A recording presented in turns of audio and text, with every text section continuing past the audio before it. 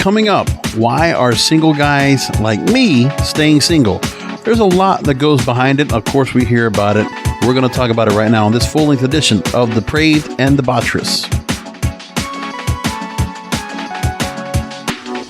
Thanks for joining me. This is King of Podcasts, and welcoming you to another edition of the program. It's kind of melancholy and solemn for me this week. We had a death in the family. I don't want to make a big thing about it, but it's someone that was really close to me. It was my mother. And, you know, it's one of those things that has kind of choked me up. It's been only about 72 hours since I learned of the news.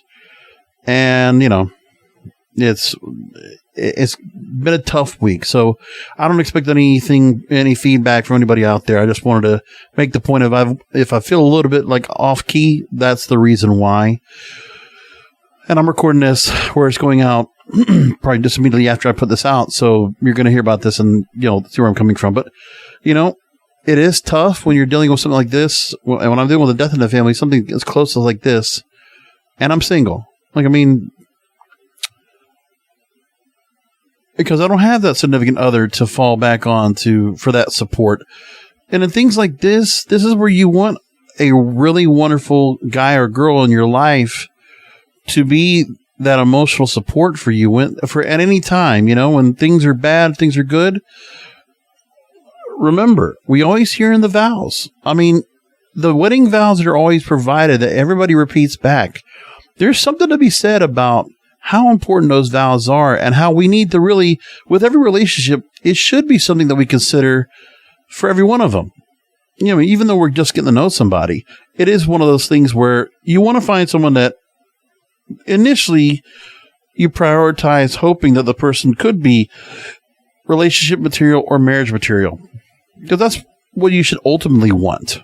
But we know there's other reasons why people do it anyway, because guys might want to be fuckboys. Guys might want to be, or girls might want to just be modern women and feel like there's standards that have to be met, and the standards might be a little bit ridiculous. 666, right? 6 foot tall, 6-figure income, and 6-pack abs, right? All those kind of things that go on. So there is more of the cause of lonely single men, and it's continuing to rise. Dating apps are destroying it. Let's just make that point very clear. I brought that up last week on the program when I talked about it on the last full-length episode about a week ago. I said the same thing then, that dating apps are dead. And it's becoming... Oh, actually, I have an upcoming episode about how the death of online dating ends at Tinder. That's one. But I have continued to talk about dating pretty extensively on the program and how things have just gotten worse overall.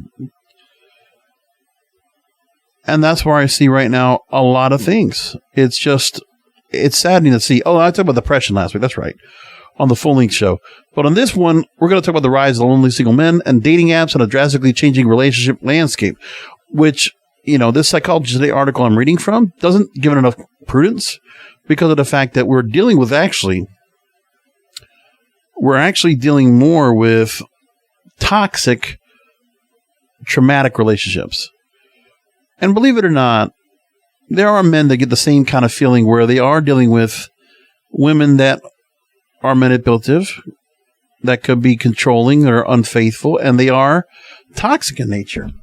The modern woman, I mean, there's a lot of wonderful women out there, and however they were raised to believe that they had a certain status that needed to be set, that they expect some level of equality, or they just expect the guy to give everything because of pretty privilege. Now, I'm not saying every woman is like that. Of course not.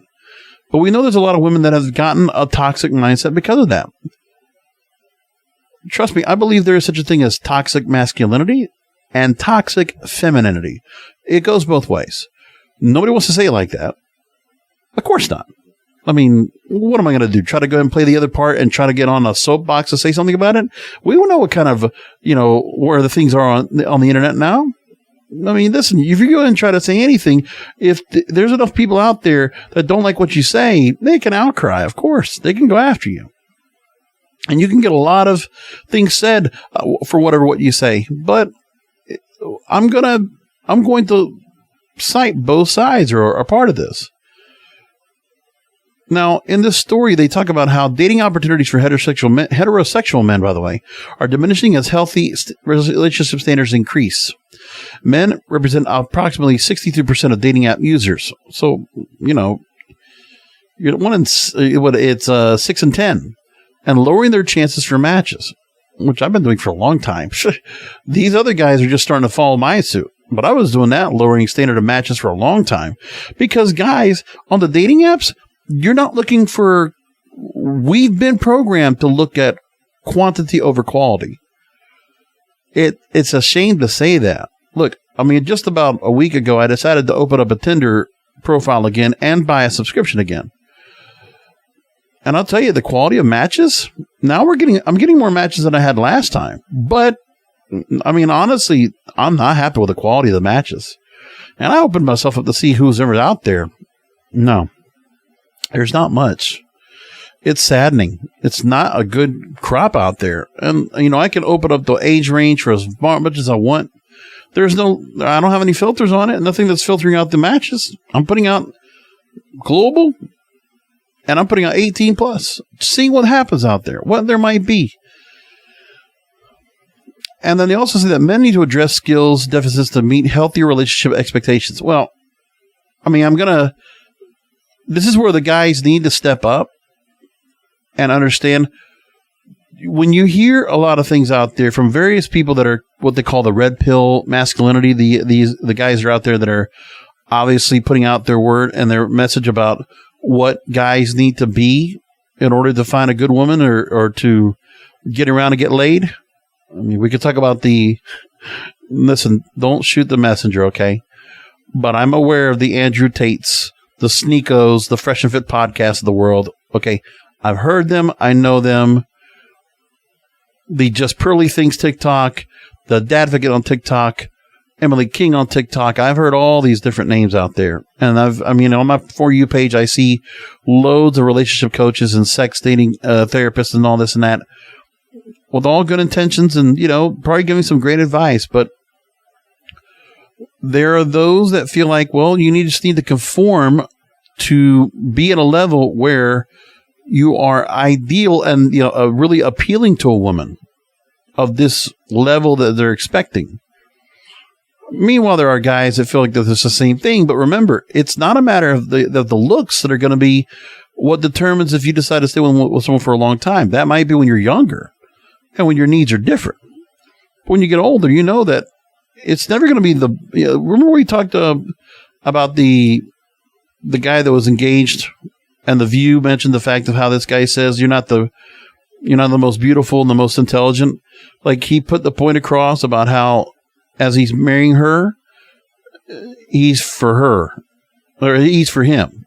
She's for him, excuse me. And that's good. Like, I get where he was trying to come from. Could have said it better, of course. But we're looking at right now all the different variable factors that go into dating that are just so bad. Like, really, there's toxicity as soon as you get started on a dating app, as soon as you start responding. And this is because the dating apps and the Match Group Incorporated that runs about 80% of all these dating apps, they all have the same thing going on. They're doing the same thing like a Nightclub Mentality. See, with the Nightclub Mentality, it used to be back in the day, nightclubs, when I used to go out, I know, ancient, right? We're talking about the 90s, early 2000s, okay? When I went out, I remember not being much of a cover. $10 at the most. Because you're not making the money on the cover. You're making money on the drinks. And more importantly, you're making sure that there's more than enough women coming into the club for the guys to not just spend for themselves, but spend on the drinks with the girls. And more importantly, the drinks were at such a point where you didn't worry so much about buying top shelf as you did buying well drinks. You just want to buy the house drinks, whatever, and then just you're feeding drinks to the girls. You want to get a beer, want to get a drink, whatever, and you just work on them. And it would be that. And people would actually go dancing on the floor and grind and bump and, shake their asses, right? They don't do that anymore. People are just sitting around the club, and you just sit around. Maybe you get a feeling people will just come out for something, but honestly, they're not. I've been to clubs not that long ago. Last time I went to a club was about 4 years ago. And when I looked in there, I mean, it was just amazing where you go in there, you're just saying to yourself, well, there's not enough people going out for that. You know, when they're going out, it's actually they're just treating it like a bar. And so there are other bars that do the same thing, and they're just playing with a live DJ or playing music, and they're getting the same kind of crowd. But then even worse, I mean, look at where guys looking for single women are. So single women don't want to be really left to their own. If you're going to find them where they're going outside, they might be looking for somebody, they're going out in packs. They're going out with their girlfriends, or they're going out in a group of girls, or with guys. And let me tell you, you know that sometimes you see that the guys that are along with them, you need to realize that even though they might be with a gay guy, or a bunch of some other guys that might be homosexual, or you know, you don't even know if they're trans or not. If you're going out, no matter if they're not with the woman, with those girls, they're still more or less blocking your chance to get with them because they're like girlfriends. Because either the girl's going to be with a boy that's interested in her and is going to cock block, or it's going to be with a guy or a transgender that's going to be basically still like a friend filtering off the chance for you to talk to her. So you got that going for you. Trust me, I do the Uber driving. There's more enough girls go out there. In some cases, not even so much that they're going out with girlfriends, but they're going out with their guy friends, the ones that are basically simps that will not try to hook up with them, or they're just being friend zoned and they're just being brought along for the ride as some sort of security fix. Or they have a homosexual guy that will be there doing the same thing. But again, they're going along having fun. But I mean, don't get me wrong with that. But if you're a guy, heterosexual guy trying to hook up with a girl, you have variable factors right now. Now the cover is $20, $30, $40.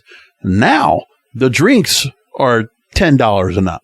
Now you want to get to a girl. Sometimes you're not even going to get them in. You're not even going to get a chance to get them in the club or at the bar in South Florida where I'm at. And in Florida in general, lots of girls are going to the strip club.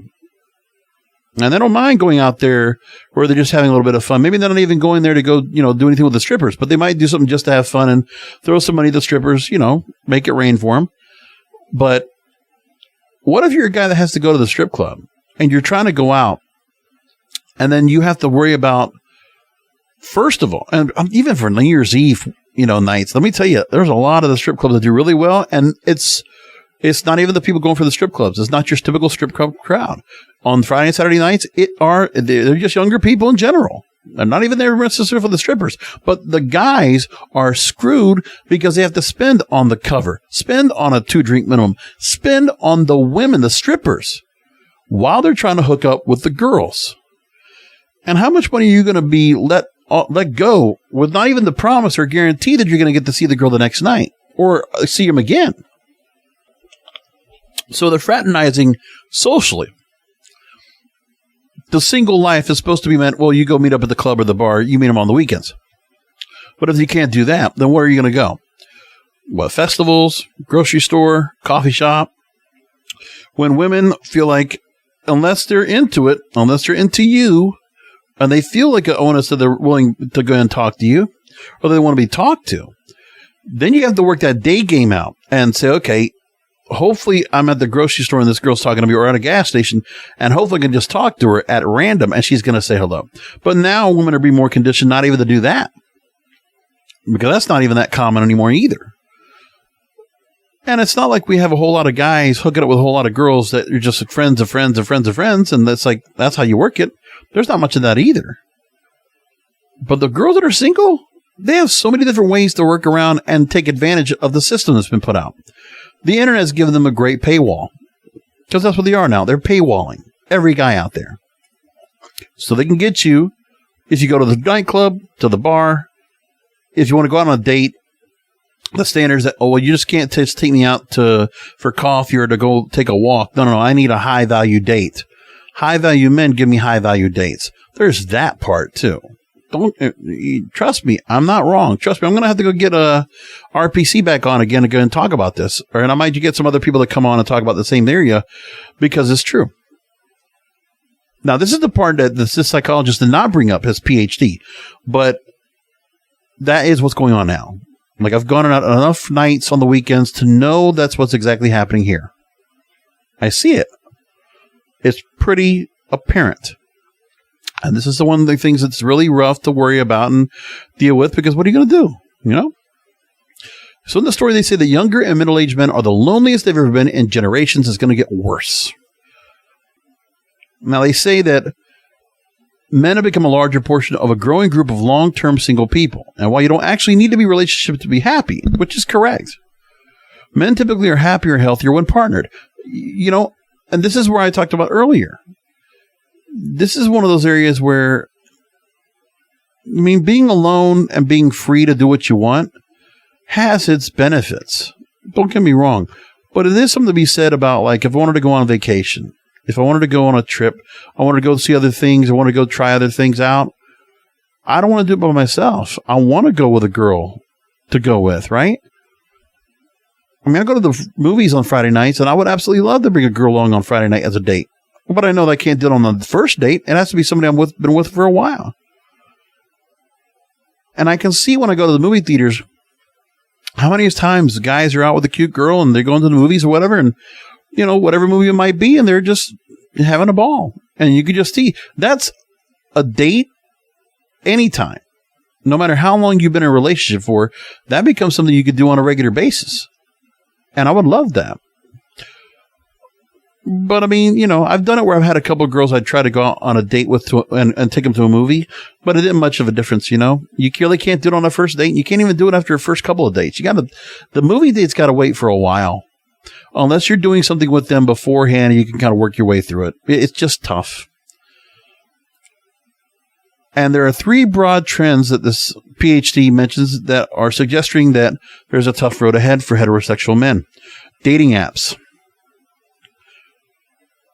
Competition in online dating is fierce, and lucky in-person chance counters with dreaming partners are rarer than ever. Because one thing I'll tell you is that no matter who you're talking to, you have to work on the point that if you want the chance to meet somebody in person from someone that you met online, you need to make that interaction happen as quickly as you can. Like, you need to convert it to in person or in real life as soon as you can. You have to try. Number 2 is relationship standards. Dating themes for the women between the ages of 25 and 45. They prefer men who are emotionally available, good communicators, and share similar values. Well, I mean, I've been trying to make myself emotionally available. Good communicators, well, I'm in the radio business. I'm in the podcasting business. I hope I am a good communicator. And sharing similar values, that's hard to find. But finding some similar values, not all of them have to be similar values. Find a few things that you work on, because remember, there are things that opposites can attract. There are some things we can learn from somebody else, and we can conform and we can compromise if the right woman comes along. So we can't just completely dissuade that we can't have it. Now, the third thing they have here is skills deficits.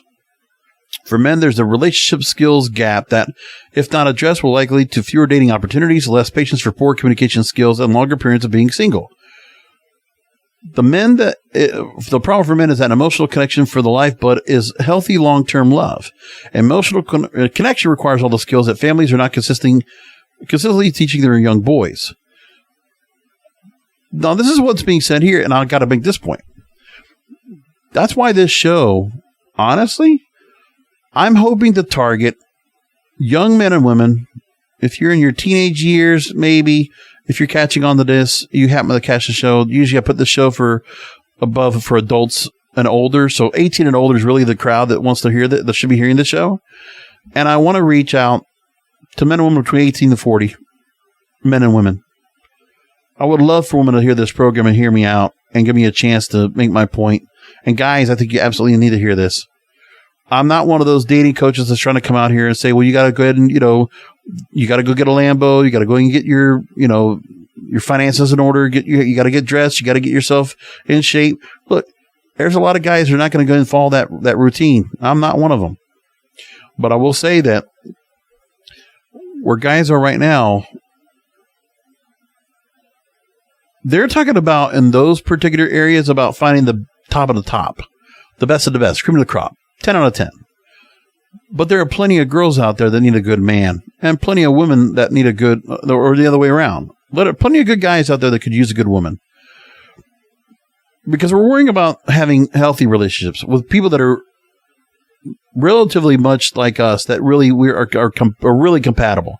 Not just that we're attracted to, but we are compatible with them. We can be soulmates. We can find things that will lean on and depend on them, and we can find things that are like-minded that will just draw a different love, more than lust.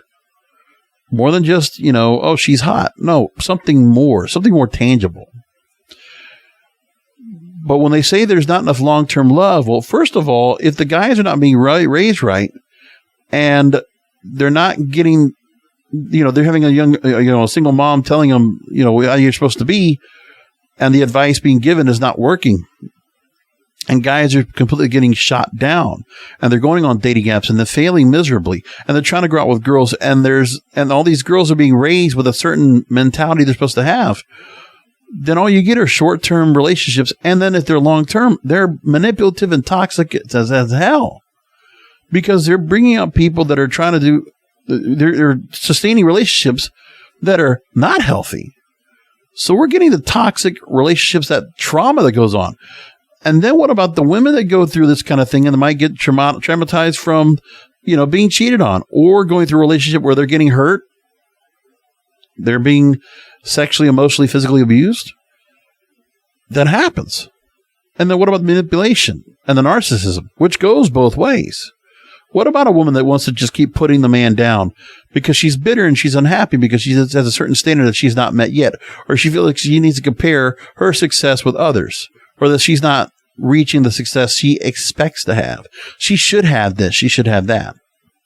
These are the things that come up that you have to consider. And these are a lot of variable issues. And so I appreciate what this guy is saying here.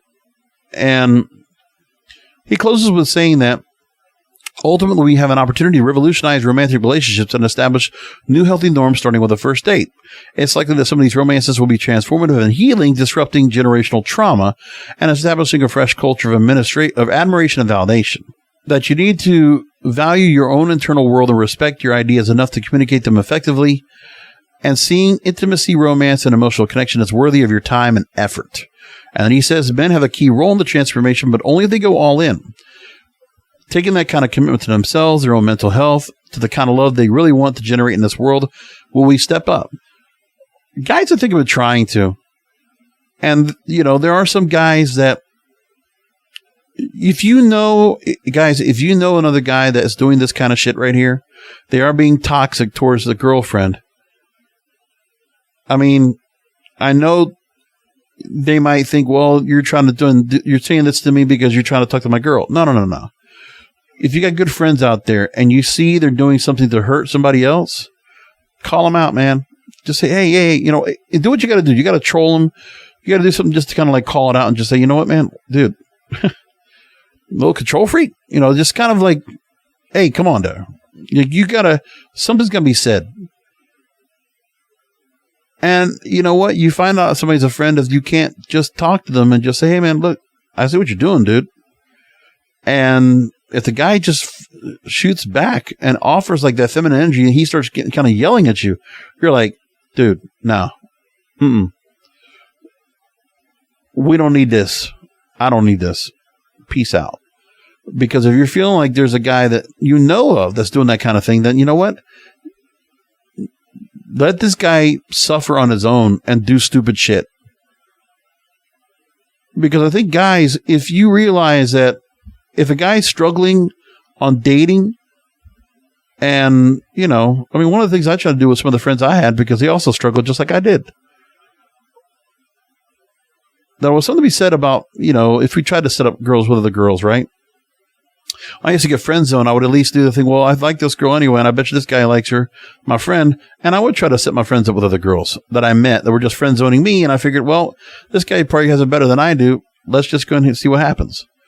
And there was this thought on my mind, well, maybe something will happen here. And maybe I'll just go ahead and get this girl to hook up with me. Like, I'll get a friend of hers that will be somebody I can hook up with. And something can happen. I don't know what happens. Set up a double date, something. based on the fact that I have merit from the original girl setting up with my friend. And then maybe the girl that will go out with me will have clout because of what I did. Like that'll be bonus points, brownie points. Well, that doesn't work. That's just a pipe dream.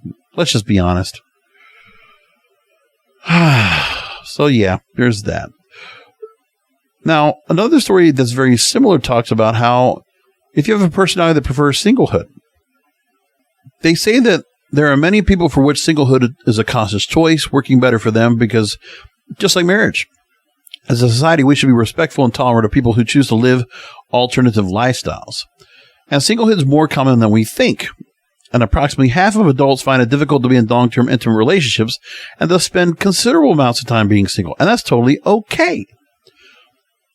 And there are 3 signs they talk about that you might prefer being single over more traditional arrangements. Number 1, you may be suited for singlehood is if having kids is less of a priority for you. That's number 1 for me. I don't look for kids. Hard enough for me to be responsible for myself. Okay. And when you look at the happiness levels, according to research about parents versus non-parents experience a higher degree of in-the-moment happiness, while parents experience more reflective happiness. So it's just different happiness, or a heightened sense of life fulfillment, which I believe that is absolutely true. When a woman feels like she needs to accomplish something with a career, listen, if she's a mother, she's done a great service to this world. Mothers should be respected and loved and treasured, because no matter how bad a person they might be, they still did something where they accomplished, they brought life into this world. And that is important. And if they're able to go and raise a child, son, daughter, whatever, and make them upstanding citizens, and they're doing something with themselves and for society, that's great. Something to be said about that, more importantly than whatever career you might have as a woman. That's just me, in my opinion. Second thing they say is singlehood might be agree with you is if you are highly career focused. Well, I am.